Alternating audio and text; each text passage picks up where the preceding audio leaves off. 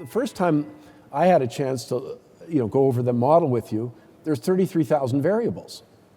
So it's pretty tough to say, can I give you just one of them, tell me what's going to happen? Yeah, no, you can't do that. Yeah, you can't. But there are areas of which you should be focusing on. Like, I'm not sure why you're focusing on real estate in most areas when its time has come and gone, as an example. I mean, there can be individual markets and circumstances, Yeah, of course. The cores have now peaked. Yeah. And so it's time to move on a little bit. It's just better money-making opportunities. Yeah, you want to be liquid. It's one thing if you have real estate that is income producing versus one that you're just paying taxes on because it's there. Yeah. I mean, you want to look at liquidity, and you have to look at what we're coming down the pike here is that you have a banking crisis in Europe. All right, that will create a contagion over here as well. All right, because once banks they start going down, the banks over here will contract. All right, but the banks are making more money on their credit card stuff. Every time I go to a store, there's, oh, gee, would you like to open a credit card account? You'll get 10% off. I said, no, thank you. I've got too many cards as it is right now. Everybody's trying to pitch you a card because why? They get 20% interest, 15% interest, whatever. So they're not willing really to lend money.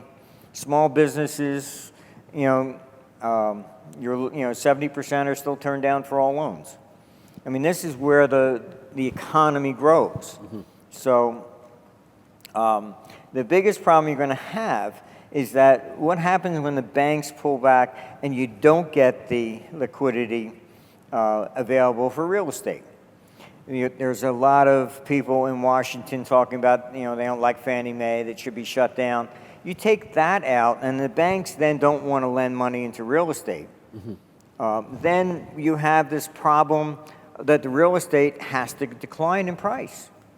So we look for better opportunities, and I'll just sum up. I mean, to me, the whole conference, the title of the conference was about currency movements, about a currency crisis. Just remember that we have a liquidity crisis coming. So keep that in mind. You want to be liquid at least enough to not get squeezed, caught into a situation where finally you're asset rich, but you're cash poor and you can't get out and you can't buy food for the next week.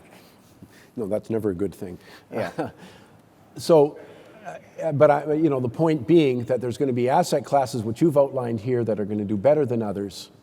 And liquid. And that's that movable versus non-movable. So just keep in mind that when we're looking at probably because of regulation, you have a lot of banks that have pulled out of proprietary trading. You have pension funds that have been pulled out or are largely stuck in bonds. Okay, so the next crisis we have is going to be, like I showed you that chart on long-term capital management. It becomes a contagion because it's a liquidity crisis. People start selling anything and anything wherever they can to raise money.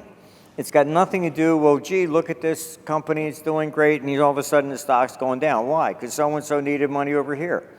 So it's a liquidity crisis. So that becomes more of a contagion. So just keep in mind that you want to have, the way I would budget it and say, okay, fine, I need X amount that's got to be liquid that I can put my hands on, okay? Short term, whatever. Be careful with, I don't think we have a problem with the U.S. Government yet. As we get, past 18, we'll relook at it again. But as I mentioned before, what Italy did, 90-day paper, they couldn't pay. Oh, we just, that's okay. It's now 10-year paper. Yeah, Greece did the same. Yeah. So governments can do anything they want. They got the guns, they got the tanks, and you have got nothing.